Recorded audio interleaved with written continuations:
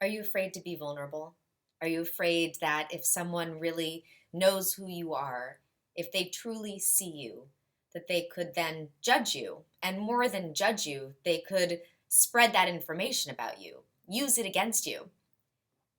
Here's the thing, if you are being real, if you are expressing yourself in a confidently vulnerable way, if you are what I call full of yourself being that you completely own who you are in the fullness of who you are, your strengths, your weaknesses, the areas that you're working on, and your past, your shame, your goals, your purpose.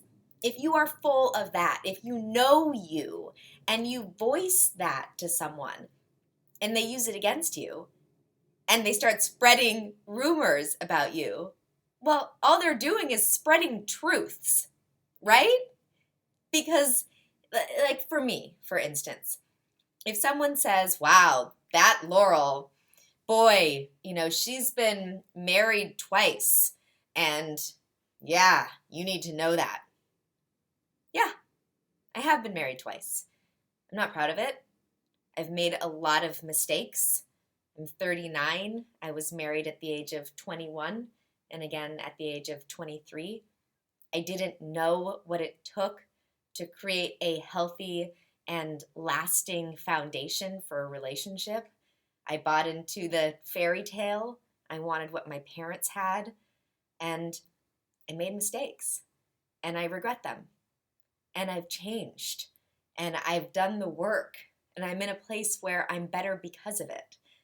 So if you're going to go around and spread rumors that I've been divorced twice, you're spreading truths. And that's okay. There's nothing to be ashamed of because that's me. That's my story. There's no shame in that story. It's part of what's allowed me to become this person.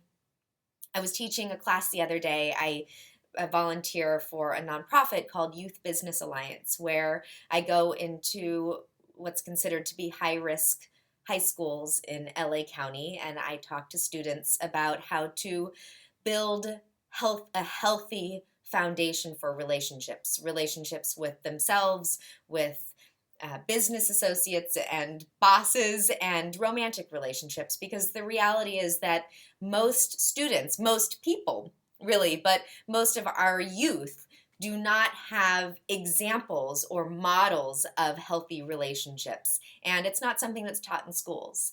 So I was at this school the other day, and the students were saying, I'm afraid to be myself. I put out this facade, I put out this happiness, I put out this always positive person because I'm afraid that if someone really gets to know me, then they're going to use that against me, or they're not going to like me. And I said, you know what? If someone doesn't like you for you, then you don't want to be associated with them.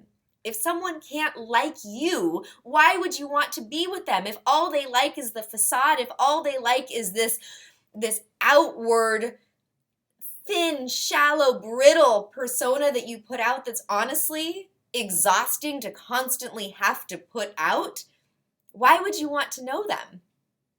Be confidently, vulnerably you. If they go and they spread rumors about a truth of who you are, then they're just speaking truths. It's up to you to own who you are, to be confidently, vulnerably you, to know that you don't have to be perfect.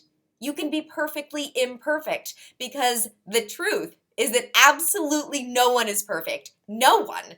In fact, perfect is boring. Perfect is forgettable. Perfect is not human. Perfect is unrealistic. No one wants perfect. So stop trying to be that. The people who you most love in your life, the people who you are most connected to, they're not perfect, are they? You love them because you know them. You know their truth. You know their humanity. You know the real them. And the real them is what makes them lovable. So allow yourself to be lovable, and therefore loved for who you truly are too. Haters are going to hate, right? That's what people say, and it is true. So if someone's going to hate you for being you, then screw them. You don't need them.